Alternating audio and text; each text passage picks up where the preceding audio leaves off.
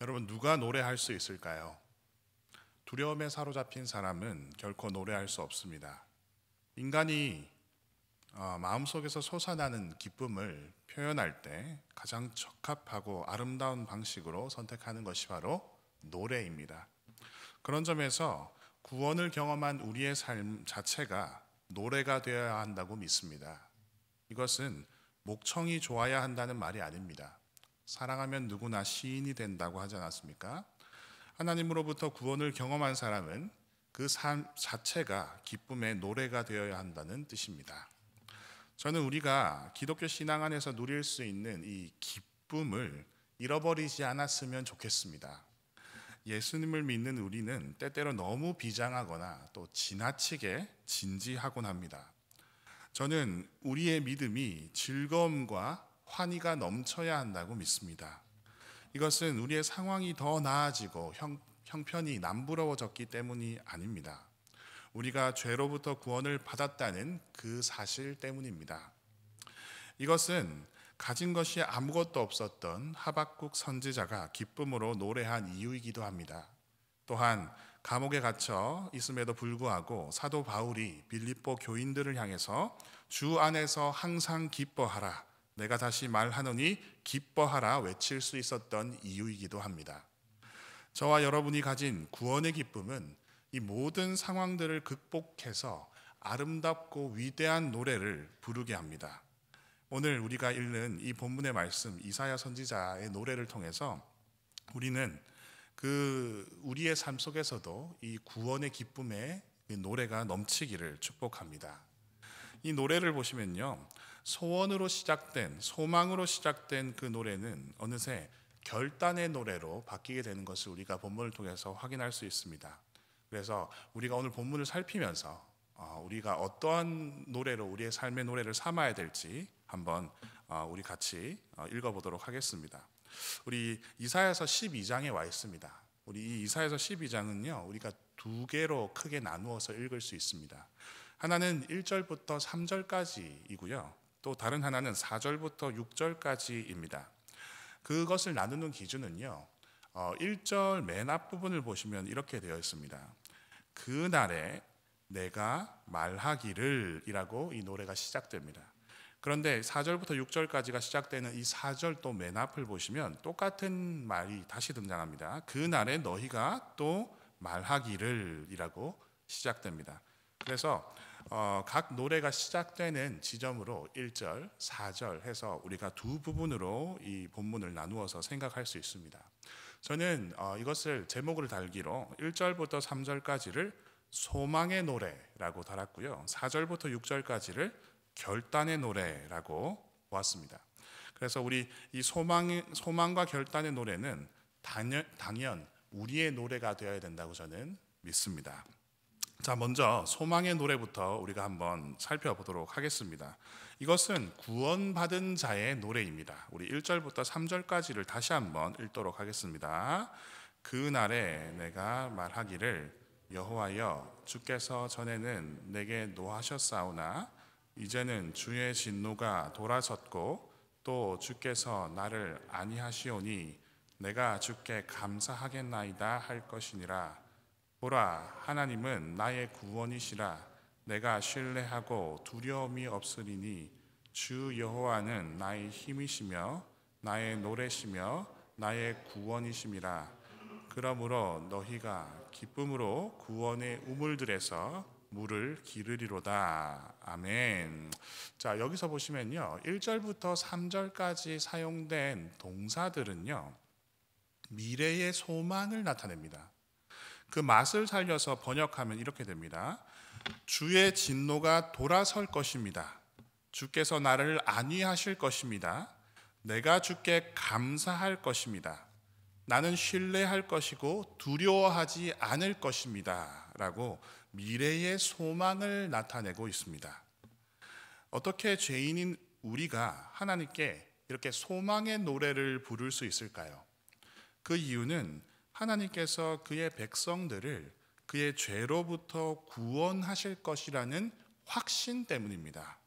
우리 그래서 3절과 같이 기쁨으로 구원의 우물들에서 물을, 즉 생명을 길러 올렸기 때문에 우리가 이 소망의 노래를 부를 수 있는 것입니다. 따라서 우리가 소망의 노래를 노래할 수 있는 이유는 우리의 대단함 때문이 아닙니다. 하나님께서 우리를 구원하시는 일을 단 한 번도 멈추지 않으셨기 때문입니다. 자, 2절을 보시면요, 이 미래의 기원들을 나타내는 동사가 아닌 동사가 하나가 나타납니다. 제가 읽어드리면, 주 여호와는 나의 힘이시며 나의 노래시며 나의 구원이심이라. 여기서 주님은 나의 구원이시다 할 때 이 동사는요, 과거부터 오늘까지 주님은 계속해서 나의 구원이 되어 오셨다라는 의미를 포함하고 있습니다. 즉, 하나님은 저와 여러분들의 구원을 위해서 지속적으로 계속적으로 일해 오셨기 때문에 우리가 그 하나님의 구원을 믿는 믿음을 가지고 여러 가지 우리 소망의 노래를 하나님 앞에 부를 수 있게 되었다는 의미입니다. 자, 그렇다면 여러분, 어떻게 하나님의 진노가 위로로 바뀔 수 있었을까요? 1절을 보시면요, 이렇게 되어 있습니다. 여호와여, 주께서 전에는 내게 노하셨사오나 이제는 주의 진노가 돌아섰고 또 주께서 나를 안위하시오니 라고 말씀하고 있습니다. 그러니까 지금 전에는 진노하셨지만 이제는 나를 위로하고 계십니다 라고 찬양하고 있습니다. 여러분, 하나님이 우리를 향해서 진노하셨다는 것은 우리 가운데 죄가 있었다는 뜻입니다. 그렇다면 그 진노가 지금 위로로 바뀌었다는 뜻인데요, 어떻게 이것이 가능할까요? 어떻게 하나님의 진노, 죄를 향한 진노가 우리를 향해서 위로로 바뀔 수 있을까요? 무엇이 우리의 죄를 용서할 수 있을까요? 우리 레위기 17장 11절을 보시면 이렇게 되어 있습니다. 제가 한번 읽어드리겠습니다. 육체의 생명은 피에 있음이라. 내가 이 피를 너희에게 주어 제단에 뿌려 너희의 생명을 위하여 속죄하게 하였나니 생명이 피에 있으므로 피가 죄를 속하느니라 라고 되어 있습니다. 여러분, 피가 죄를 용서합니다. 피가 죄를 속합니다. 죄를 속하기 위해서는 반드시 피가 요구된다는 뜻입니다. 자, 그렇다면 진노가 위로로 바뀐다는 것은 속죄를 위한 누군가의 피가 예비되었다는 의미인가요? 그렇습니다. 우리 오늘 이사야서 본문 12장을 책갈피로 해놓으시고 이사야서 53장 10절을 한번 찾아서 읽도록 하겠습니다. 우리 몇 페이지 넘기시면 이사야서 53장 10절에서 12절까지 말씀입니다.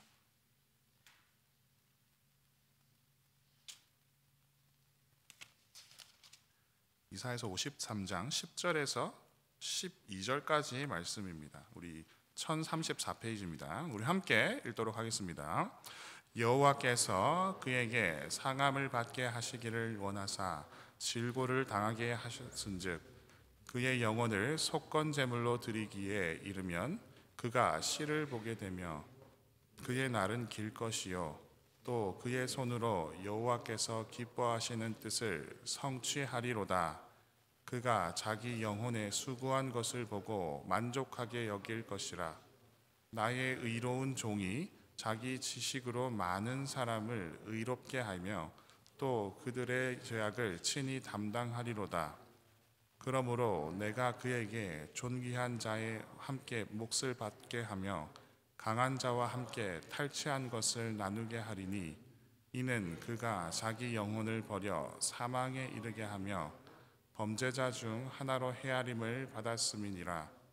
그러나 그가 많은 사람의 죄를 담당하며 범죄자를 위하여 기도하였느니라. 아멘. 자, 이사야서 53장 우리가 굉장히 잘 알고 있는 말씀이죠. 우리를 위해서 질고를 당하시고 자신의 영혼을 속건 제물로 드려서 하나님의 기쁘신 뜻을 성취하신 분이 누구실까요? 이를 통해서 우리의 죄악을 친히 담당하여 자신이 직접 범죄자처럼 사망에 이르신 분은 과연 누구실까요? 바로 우리 주 예수 그리스도이십니다. 예수님의 십자가로 인하여서 우리의 죄를 향해서 맹렬했던 하나님의 진노가 위로로 바뀌게 된 것입니다. 따라서 1절에서 3절까지의 이 소망의 노래는 예수님의 십자가 대속으로 인해서 죄로부터 구원받은 자의 노래이며 바로 우리의 노래인 것입니다. 자, 우리 다음으로 하나님의 지속적인 구원으로 인해서 소망의 노래는 결단의 노래로 전환됩니다. 이것은 우리의 삶의 노래이기도 합니다. 우리 다시 돌아와서요, 책갈피를 해서 다시 돌아와서 4절에서 6절까지를 한 번 더 읽도록 하겠습니다. 4절에서 6절입니다. 그날에 너희가 또 말하기를 여호와께 감사하라. 그의 이름을 부르며 그의 행하심을 만국 중에 선포하며 그의 이름이 높다 하라. 여호와를 찬송할 것은 극히 아름다운 일을 하셨음이니 이는 온 땅에 알게 할지어다. 시온의 주민아 소리 높여 부르라. 이스라엘의 거룩하신 이가 너희 중에서 크심이라 할 것이니라. 아멘. 자, 이제 시인은 이렇게 노래하고 있습니다. 여호와께 감사하라. 그의 이름을 부르라. 그의 행하심을 만국 중에 선포하라. 그의 이름이 높음을 알게 하라. 너희는 여호와를 찬송하라 하고 결단의 노래를 부릅니다. 여러분, 무슨 결단입니까? 이것은 우리 주변에 하나님을 모르는 자들에게 우리의 노래를 통해서 하나님을 알게 하라는 결단입니다. 즉 그들이 알게 하라, 그들이 알게 하라 이렇게 노래하고 있습니다. 이사야가 우리로 이 결단의 노래를 하게 하는 이유는 5절에서 보는 것처럼 하나님께서 극히 아름다운 일을 하셨기 때문입니다. 여러분, 주목할 만한 것은 여기에 시제도 과거부터 오늘까지 하나님께서 극히 아름다운 일을 지속적으로 우리를 향해서 해오셨다는 의미를 포함하고 있습니다. 이는 2절에 나왔던 주님은 계속해서 구원이 되어 오셨다라는 것과 동일한 의미입니다. 그렇습니다. 우리 주님께서는 계속해서 극히 아름다운 일을 우리를 통해서 해오셨습니다. 아울러 여기서 이 극히 아름다운 일로 번역된 게우트라는 단어는요, 상대적으로 높은 위치를 의미합니다. 따라서 새 번역과 ESV 번역은요, 이것을 영광스러운 일을 하셨다라고 번역을 하고 있습니다. 즉 하나님께서 우리의 구원을 위해서 높은 하늘의 영광스러운 일을 계속해서 지속해서 해오고 계신다는 의미입니다. 따라서 우리는 하늘의 영광스러운 일을 세상에 알게 하기 위해서 부르심을 받은 자들임을 믿습니다. 자, 그런 점에서 오늘 우리의 각자의 삶의 노래가 영광스러운 노래가 되어야 한다고 믿습니다. 자, 그리고 우리를 만나는 모든 사람들에게 그 노래를 들려주어야 합니다. 예수 그리스도의 속죄를 통해서 구원을 얻은 우리가 들려줄 수 있는 하늘의 영광스러운 노래는 과연 무엇일까요? 우리 마태복음 5장 16절인데요. 제가 한번 읽어드리겠습니다. 이같이 너희의 빛이 사람 앞에 비치게 하여 그들로 하여금 너희의 착한 행실을 보고 하늘에 계신 너희 아버지께 영광을 돌리게 하라. 아멘. 우리의 삶의 노래는 우리의 착한 행실입니다. 이것이 바로 우리가 하늘에 계신 아버지께 영광을 돌리고 그분의 영광을 세상에 보여주는 방법입니다.